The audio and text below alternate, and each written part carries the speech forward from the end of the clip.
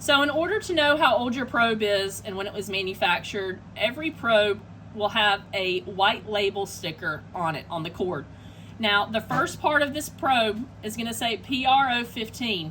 This signifies the type of probe that it is. So this is going to be our pH probe. The -24 is for the length of the cord, meaning this is a 24-inch length for the cord. We sell them in various different sizes.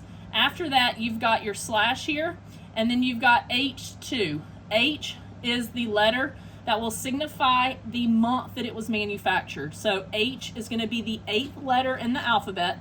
So that means that we are at August.